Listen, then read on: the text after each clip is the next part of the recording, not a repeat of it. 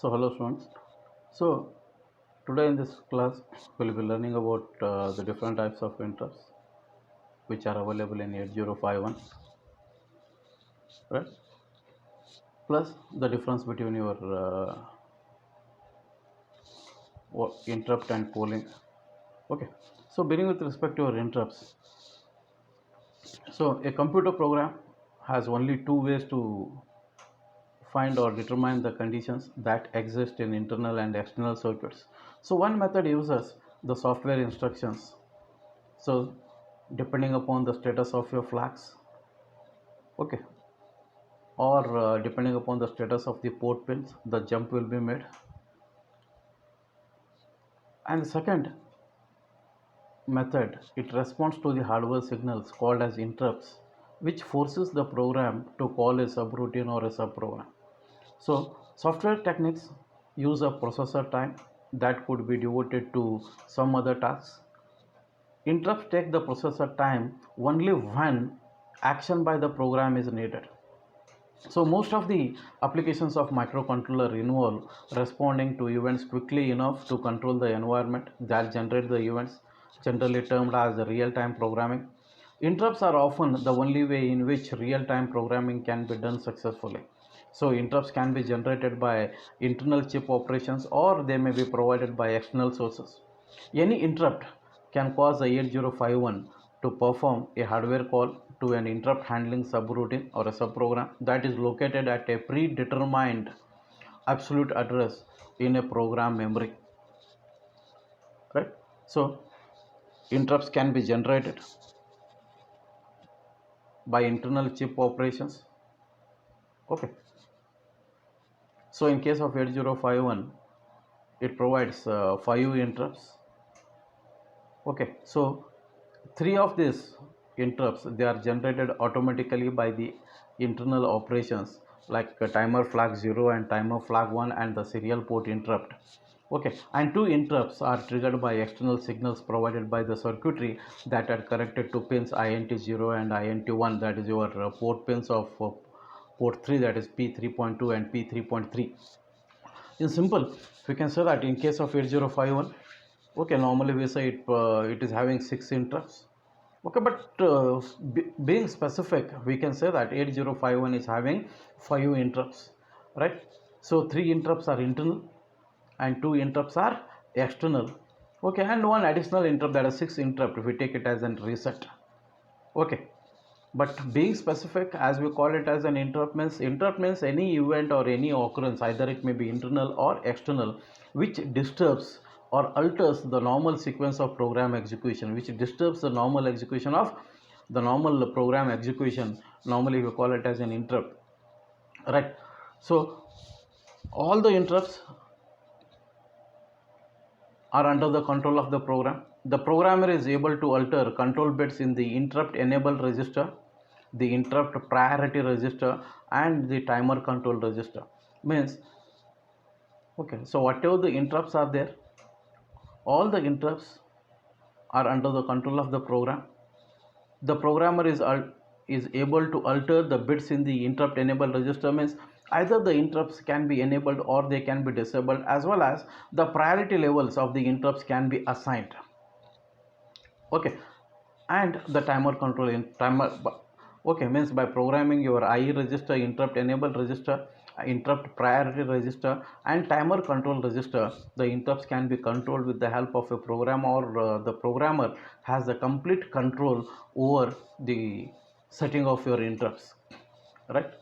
So after the interrupts have been handled by an interrupt service routine or interrupt subroutine, which is placed by the programmer at an interrupt location in program memory, okay, the interrupted program must resume operation at the instruction where the interrupt took place. Okay, and reassumption of your program is done by storing the interrupted PC address on the stack in RAM before changing after an RETI instruction is executed at the end of interrupt subroutine. Okay, so coming to a timer flag interrupt, that is the first one. So when a timer or a counter overflows, the corresponding timer flag either TF0 or TF1 is set to 1 means when the counter counts from the initial value reaches the maximum. After reaching the maximum, the counter rolls over back to 0. The counter recycles or rolls over back to 0. So when the counter rolls over back to 0 or when it reaches the maximum, okay, as already we said, in case of your 8051, we have two timers and counters labeled as T0 and T1.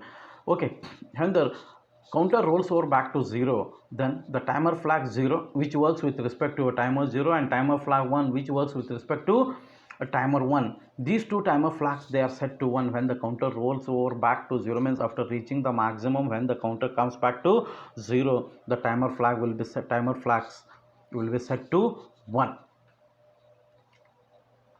Right, so which indicates that the counter has recycled back to 0 or it has reached the maximum. Right, so the flag is cleared to 0 when the resulting interrupt generates a program call to the appropriate timer subroutine in memory. Right, so then we have the next one, that is your serial port interrupt. So if a data byte is received, an interrupt bit, if a data byte 8 bits of your data has been received, then an interrupt bit RI, receive interrupt, RI stands for receive interrupt, it is set to 1 in the serial control register, that is your SCON register. When a data byte has been transmitted, means when all the 8 bits have been transmitted, then TI bit, that is your transmit interrupt, is set to 1 in the SCON register, that is serial control register. So these are all together to provide a single interrupt to the processor. Okay, that is a serial port interrupt we have. Okay, so both these signals RI and TI, they are ordered together, because normally we say either the data can be transmitted or it can be received. Both the things can't happen at the same time. Either RI will be set to 1, means either your 8051 will be transmitting the data in a serial fashion, or it may be receiving the data in a serial fashion. Right, so RI and TI, they will be set to 1 upon transmitting or receiving the data. So both these bits, they are all together to provide a single interrupt to the processor, that is your serial port interrupt. Right, so these bits are not cleared when the interrupted generated program call is made by the processor. The programs that handles the serial data communication must reset RI or TI to 0 to enable the next data communication operation. Means by using the instructions in your program, okay, RI and TI, they have to be reset to 0 or they have to be made as 0.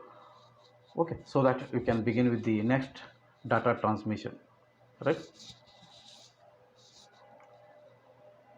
so next we have the external interrupts, that is your pins INT0 and INT1 are used by external circuitry.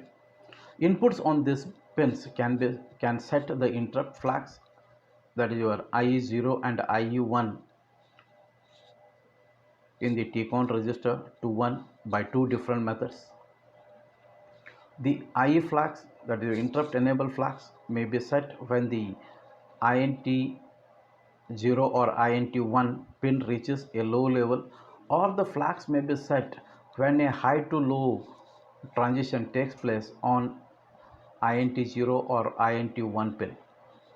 Bits IT0 and IT1 in TCON program the INTX pins for transition interrupt when to set. Means whatever the external interrupts you have, INT0 and INT1, okay, by programming some of your bits in the TCON, okay, so in the TCON register you can program it like whether the interrupts, external interrupts, whether they have to be edge triggered, means whenever the signal changes from high to low, or it has to be lower triggered, that is the active low signal. Okay, that is when it active low signal, or whenever the signal it changes from high to low, that is the falling edge from high to low, when the interrupt, whether edge triggered or level triggered, it can be set by programming certain bits of your TCON register. Right, and flags, that is your IE0 or IE1 will be reset when a transition generated interrupt is accepted by the processor and the interrupt subroutine is accessed. So it is the responsibility of the system designer and the programmer to reset any level generated external interrupts when they are serviced by the program. The external circuit must remove the low level before an RETI is executed. RETI stands for return from interrupt. Return from interrupt. So RETI instruction is the last instruction which is used normally while writing your interrupt subroutines. Okay, so before RETI is executed, right, it is the work of your programmer or the system designer, right? So whatever the active signal which has been applied on the interrupt pins, the signal has to be removed. So failure to remove the low level will result in an immediate interrupt after RETI from the same source, right? And the next level of interrupt, we have the reset.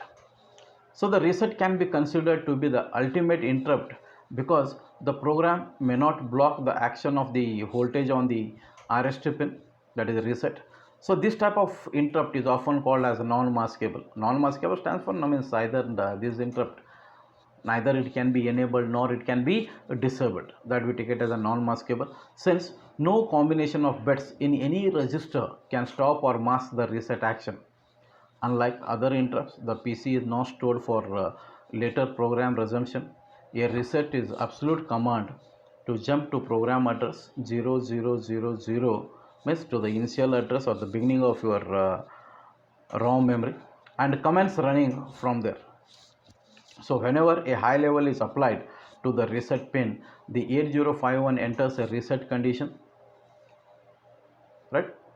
So after reset, all the registers, okay, either it may be your program counter, that is your PC, or your DPTR, or it may be your register A or register P, register B, or it may be your program status word or your flag register, or it may be your register TCON, SFRs like TCON, timer control register, or your TMOD, okay, or it may be your timer registers like TH or TL, or it may be your serial control register, okay, or all these registers, they will be reset, whereas the port registers P0 to P3, the port pins, they will be set to 1. All the registers will be reset, means the contents will be cleared, whereas the port pins will be made as 1 means normally we said earlier, like all the port pins after reset, they will be acting as the output pins, right? So the port register P0 to P3, they will be containing 1 or FF, right? So after reset, the only the registers are cleared, but the internal RAM location is not changed by reset. However, the states of internal RAM when power is first applied to the 8051 are random, right? Register bank 0 is selected upon reset, as all bits in the PSW are 0, as already said, right? So next, coming to our internal structure. So normally earlier we said, come across the same statement like an interrupt is an external or internal event that disturbs the microcontroller to inform it that a device needs its service, right? The program which is associated with the interrupt is called the interrupt service routine, that is ISR, or interrupt handler. So upon receiving the interrupt signal, the microcontroller finishes the current instruction, means whatever the instruction it is executing, it will finish the instruction it is executing, saves the return address, that is the content of PC on stack, jumps to a fixed location in memory depending upon the type of interrupt, starts to execute the interrupt service routine until RETI, that is return from interrupt instruction, is executed. So upon executing the RETI instruction, the microcontroller returns to the place where it was interrupted. So in case of 8051, it is having 5 interrupts in addition to reset, and they are, okay, timer 0 overflow interrupt, timer 1 overflow interrupt, external interrupt 0, that is INT 0, external interrupt 1, INT 1, right? Then we have the serial communication interrupt, that is or serial port events interrupt, that is serial communication interrupt. So each interrupt has a specific location in code memory where program execution begins, means whatever the the ISRs are stored, they are stored at a fixed memory location, right? So whatever the ISR, interrupt service routine, which is written for to service your external interrupt 0, it is stored at the memory location 0003. Okay. Timer 0 overflow flag interrupt is stored at the memory location 00.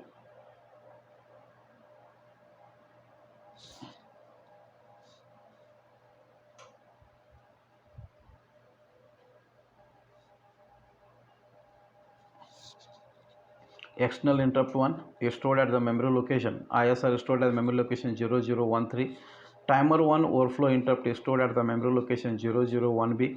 Serial interrupt is stored at the ISR is stored at the memory location 0023.